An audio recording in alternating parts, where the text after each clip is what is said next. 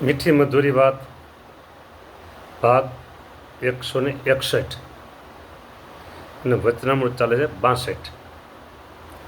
ભાગ 62 આવશે ને વચનામૃત 62 રહેશે.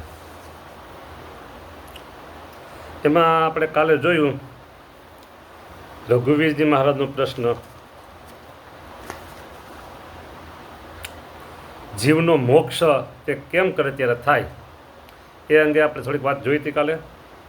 જેને પોતાના કલ્યાણની ઈચ્છા હોય તેને પોતાનું દેહ, ધન, ધામ, કુટુંબ, પરિવાર આ બધુંય ભગવાનની સેવામાં જોડી દેવા, અને ભગવાનની સેવામાં જે પદાર્થ કામ ન આવે તો તેનો ત્યાગ કરી દેવો. બોલો, આ અંગે મેં થોડીક મારી અંગત વાત કરી હતી. સાધુને માટે તમે વાપરો છો એ પણ સત્સંગની સેવામાં છે, કારણ કે સાધુ જ પોતે સત્સંગની સેવામાં છે. સાધુએ પોતાનું અંગત કાંઈ નથી, બધું જ ભગવાનને અર્પણ કરી દીધું છે. એમાં તમે સાધુને માટે વાપરો કાંઈ તો એ પણ સત્સંગની સેવામાં જ છે, 100% પૂરું.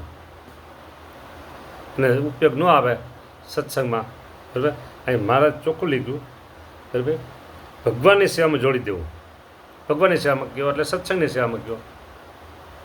અને સાધુ ભગવાન અર્પણ થયેલા છે, વિશેષ વાત કેવી નથી કાંઈ.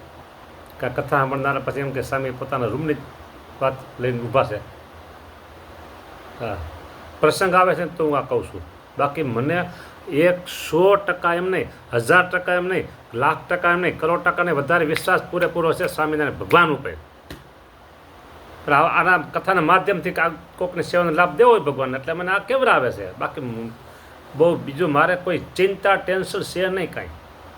હા, એટલે પછી મહારાજ એમ કીધું કે આવો જે હરિભગત છે, બરાબર, ભગવાન પરાયણ વર્તે છે, તે ગ્રહસ્થાશ્રમી હોય તોય પણ મરે ત્યારે ભગવાનના ધામમાં નારદ સનકાદિકની પંક્તિમાં ભળે. બરાબર, હવે જો, અને પરમ મોક્ષને પામે એનો એ જ ઉત્તર છે. હવે અહીંયા કદાચ ને એમ મહારાજ બોલ્યા હોત કે ગોપાળાનંદ સ્વામી, મુક્તાનંદ સ્વામી, ગુણાતીતાનંદ સ્વામીની પંક્તિમાં ભળે, કદાચ એમ બોલ્યા હોત તો આ સેવકનું અનુમાન એવું છે કે કદાચ સભામાં બેઠા હોય તો કોઈકને એમ થાય ખરું, બરાબર, અમારું નામ ન લીધું એનું નામ લીધું એમ થાય. મહારાજ કે નારદ સનકાદિક એટલે કોઈને કોઈ પ્રોબ્લેમ રહે જ નહીં. ભગવાન બોલે ને, હા, એમાં કાંઈ કહેવા પણ હોય નહીં પછી, ખબર છે? હા, બોલો, એટલે નારદ સનકાદિક એટલે સમજી લેવાનું ગોપાળાનંદ સ્વામીની પંક્તિમાં ભળી જાય. બોલો, આ હરિભગત ગોપાળાનંદ સ્વામીની પંક્તિમાં બેસી જાય. બોલો, પણ યુટર્ન આવ્યો.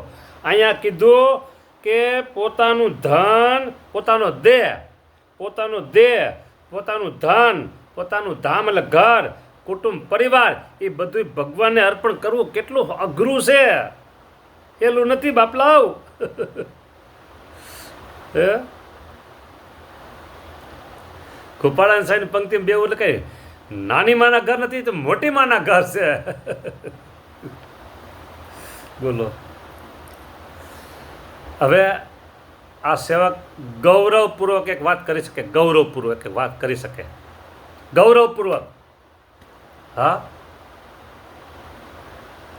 અને ગૌરવપૂર્વક વાત કરું તે પહેલાં હું એમ કહું કે ભગવાન સ્વામિનારાયણને લાખ વાર ધન્યવાદ, થેન્ક યુ, આભાર. એટલા માટે કે ભગવાને અંદર એવી પ્રેરણા કરી કે તું સાધુ થઈ જા. ભગવાનની પ્રેરણા વગર થવાય નહીં. આ ઘણા હારા હરિભક્તો હોય, યુવાનો હોય, છોકરાઓ હોય, બેઠ ન માંડે સાધુ થવાની. એટલે ભગવાનને લાખ વાર કરતાં વધારે કહી થેન્ક યુ, આભાર, ધન્યવાદ પ્રભુ, તમને ધન્યવાદ. તમે અમને એવી પ્રેરણા કરી કે અમને તમે સાધુ બનાવ્યા. અને સાથોસાથ એક વાત બીજી કહી દઉં, મને ગૌરવ છે.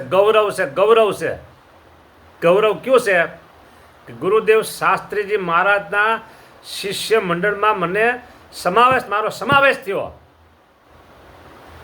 શાસ્ત્રીજી મહારાજ રાજકોટ ગુરુકુલના સંસ્થાપક, એના મંડળમાં એટલે કે એના શિષ્ય તરીકે મને રહેવાનો ચાન્સ મળ્યો. એ પણ મારું એક ગૌરવ છે. ગર્વ નહીં, ગર્વ ન કરાય, ગૌરવ. હા, અને હજી ત્રીજું કહી દઉં, છાતી ઉપર છપકારી, છાતી ઉપર છપકારી, હૈયા ઉપર છપકારી કહું છું કે મને બીજું ગૌરવ એ છે, ત્રીજું ગૌરવ, કે શાસ્ત્રીજી મહારાજના પગલે પગલે ચાલું છું, 100% ચાલું છું. હું ખુલ્લી છાતીએ કહી શકું કે ગુરુદેવ શાસ્ત્રીજી મહારાજના પગલે પગલે ચાલું છું.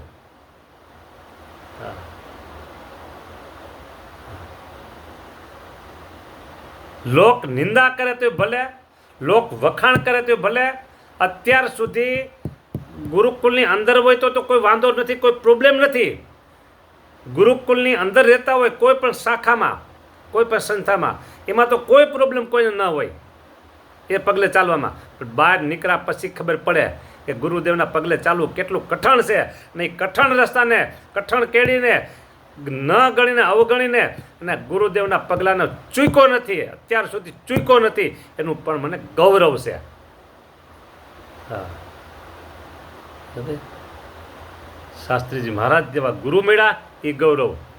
સ્વામિનારાયણ ભગવાને મને સાધુ બનાવ્યો એ ગૌરવ. સાધુ બનાવ્યો, ગુરુદેવ જેવા શાસ્ત્રીજી મહારાજ જેવા ગુરુદેવ મને આપ્યા, અને એ ગુરુદેવના પગલે ચાલવાનું મને બળ આપ્યું, પ્રેરણા આપી, વિચાર આપ્યો, શક્તિ આપી, ભક્તિ આપી ભગવાનની. એટલે એનું પછી મને આ સેવકને ગૌરવ છે, આનંદ છે, આનંદ છે, આનંદ છે, આનંદ છે. હા, બોલો. 100% હું કહી શકું કે ગુરુદેવના પગલે પગલે ચાલું છું. અને હજી મને હૈયા શું કહેવાય, ધરપત છે કે ગુરુદેવના પગલાંને ચૂકીશ નહીં, એની પણ ધરપત છે, હૈયે હિંમત છે. આ વાત આવીને, કઈ વાત આવી કે આ બધું ભગવાનને અર્પણ કરે, બરાબર, ત્યારે ભગવાન પરાયણ જીવન જીવે એવો જે ગ્રસ્ત છે તે ભગવાનના ધામમાં નારદ સનકાદિકની પંક્તિમાં ભળે. એ અર્પણ બધું કરવું કેટલી કઠણ વાત છે. ત્યારે આ સેવક સાધુ થયા એટલે બધું ભગવાનને અર્પણ થઈ ગયું. કાંઈ નમરે, આ દેહ ભગવાનને અર્પણ કરી દીધો છે, બરાબર. અને હજી કહું, હજી તમને કહું, આજ તો મને મોજ આવી છે એટલે કહી દઉં છું. તમે બરાબર વતલબ બધી વાત સિવાય બધી વાતો છે, અર્પણ કર બધી આવ્યું ભગવાનને, બરાબર. મોજ આવી એટલે હું તમને કહી દઉં છું કે સમજો, ગુરુદેવે થોડુંક મિસ થઈ ગયું, ઉભા રહ્યો. હા, ગુરુદેવના પગલે ચાલીએ છીએ, ગુરુદેવને આજ્ઞામાં, ગુરુદેવને કંડારે કેળીએ ચાલીએ છીએ. થોડુંક મિસ થઈ ગયું, કેવા ગયું, બધું કેવું ગયું, મારા પાસે ભૂલાઈ ગયું મારે. હા હા હા હા હા, ગુરુદેવે થેન્ક યુ મારે કહું હતું ભગવાનને, પણ ભગવાન કે તું ધીરો રહે, ધીરો રહે. એટલે પાછું મને હૈયા આવ્યું હતું, વટે આવ્યું હતું, પાછું આમ શું કહે કોન્ટેક્ટ મુકાઈ ગયા. હા, આવશે આગળ કીધું. નારદ સનકાદિકની પંક્તિમાં ભળે છે એવો જે ગ્રસ્ત. હા, બસ આવી ગયું, યાદ આવી ગયું કે સાધુ થાય, સાધુ થાય એટલે આ દેહ છે ને એ ભગવાન અર્પણ થઈ ગયું. હવે અમારું કાંઈ ન રહ્યા, અમારું કાંઈ ન રહ્યા. બોલો, દેહ થાય, સાધુ થાય એટલે દેહ અર્પણ થઈ ગયું ભગવાનને, ધન ધામ કુટુંબ પરિવાર બધું અર્પણ થઈ ગયું, કશું કાંઈ ન રહ્યા. બોલો, આનું એક ગૌરવ. હા, ગૌરવ. એટલે આજે ગૌરવની ગાથા. ઘણાય બધા સારા હરિભગત હોય, સાધુ થવું હોય અને સાધુ થયા હોય પણ લાઈન છાતરી જાય છે. ઘણાય સાધુ થયા પછી લાઈન છાતરી જાય છે ઘણાય. ત્યારે મને ગૌરવ છે ભગવાન સ્વામિનારાયણ પ્રત્યે કે મને ભગવાને કોઈ બીજો વિચાર આપ્યો નથી, કોઈ બીજો ઘાટ સંકલ્પ કરાવ્યો નથી.